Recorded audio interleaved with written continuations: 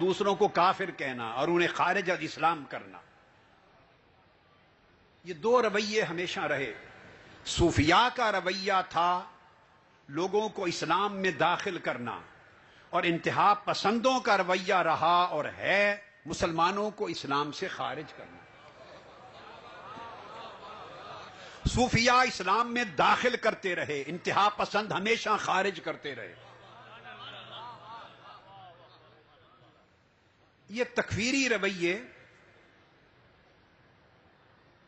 انتہا پسندی کو جنم دیتے ہیں، اور میں یہ واضح کر دوں کہ تکفیری رویے آج کی پیداوار نہیں ہیں حضرت، یہ 1300 سال سے ہیں۔ اعتدال کا رویہ بھی 1300 سال 1500 سال سے ہے، جو رسول پاک صلی اللہ علیہ وآلہ وسلم نے عطا کیا۔ اعتدال کا رویہ بھی تھا، محبت کا رویہ بھی تھا، وسعت کا رویہ بھی تھا، برداشت کا رویہ بھی تھا، علم و تحقیق کا رویہ بھی تھا، مگر ساتھ تکفیری رویہ بھی تھا، تفسیقی رویہ بھی تھا، تدلیلی رویہ بھی تھا، ساتھ ہی ساتھ تھا۔ اسی تکفیری رویے نے امام اعظم ابو حنیفہ کو رضی اللہ تعالیٰ عنہ کو جیل تک پہنچایا اور جنازہ وہاں سے اٹھوایا۔ اسی تکفیری رویے کے نتیجے میں امام مالک رحمت اللہ تعالی علیہ کو 25 برس تک گھر میں بند کر دیا گیا۔ وہ نماز جمعہ اور مسجد نبوی میں باجماعت نماز پڑھنے کے لیے 25 برس نہیں نکل سکے۔ امام مالک آج جن کے نام کو دنیا پوجتی ہے اور جن کے نام پر مذہب چلتے ہیں، ان کے زمانوں میں تکفیریوں نے کیا کیا تھا، انتہا پسندوں نے کیا کیا تھا۔ اسی تکفیری اور انتہا پسندی کے رویے نے امام شافعی کے خلاف عراق اور پھر مصر میں مہمات چلائیں۔ اسی تکفیری رویے نے امام احمد بن حنبل کو کوڑے لگوائے اور ان کو جیل میں ڈالا۔ ایک بات میں بڑی ٹھوس کہنا چاہتا ہوں، میرے سامنے 1400 سال کی اسلام کی علم کی تاریخ ہے، 14 صدیوں پر مشتمل علم کی تاریخ ہے۔ میں یہ بات آواز تھوڑی اور زیادہ کر رہا ہوں، پوری ذمہ داری سے کہنا چاہتا ہوں، پوری ذمہ داری سے، کہ 1400 سال میں مجھے ایک صوفی ایسا نہیں نظر آیا 14 صدیوں میں جس نے کسی کو کافر کہا ہو مسلمان۔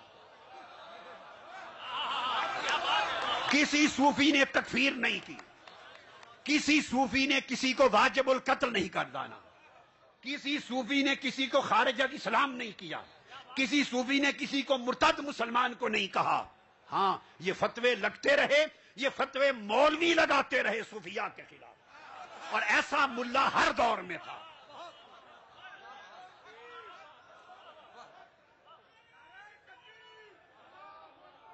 ایسے انتہا پسند ہر دور میں تھے مذہبی لوگ۔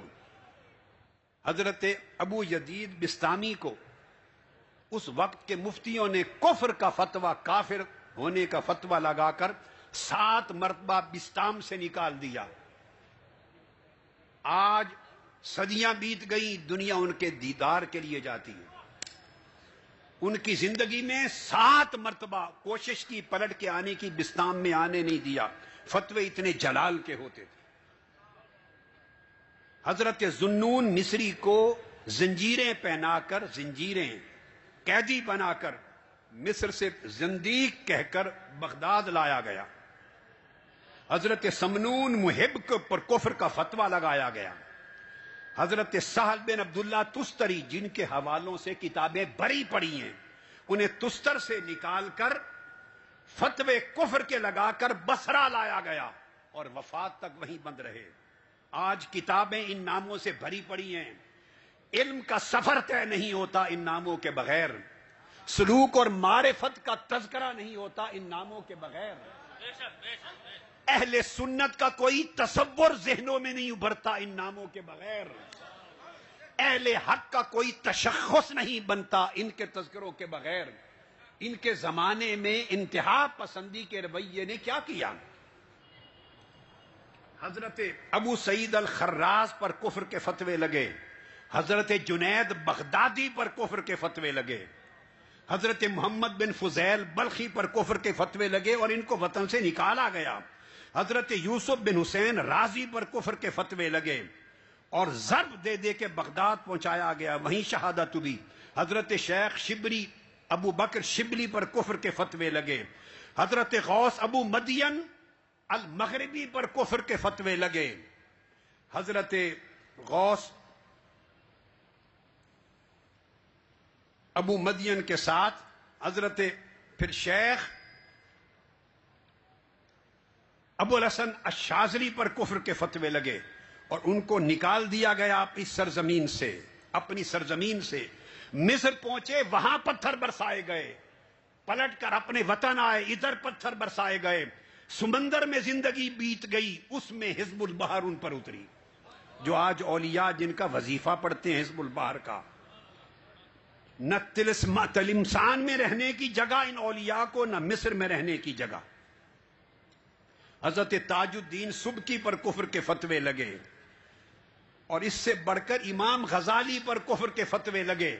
تاریخ گواہ ہے، حکم دے دیا گیا ان کی کتاب احیاء علوم کو جلا دیا جائے، شہر کے چوراہوں میں رکھ کر احیاء علوم کو جلا دیا۔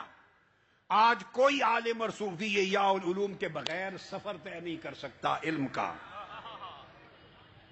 کسی کو یہودی کہا جاتا، کسی کو نصرانی کہا جاتا، کسی کو مجوسی کہا جاتا۔ حضرت غوث شیخ احمد رفاعی پر زند کا کفر کا فتویٰ لگا اور آخری حضرت شیخ اکبر محی الدین ابن العربی پر کفر کا فتویٰ لگا۔ یہی جلال الدین رومی کا حال۔ الغرض ایک تاریخ بھری پڑی ہے، یہ سارے صوفیاء تھے، اولیاء تھے، جن کی خانقاہوں سے انسانیت نے فیض لیا، جنہوں نے لوگوں کے سینوں میں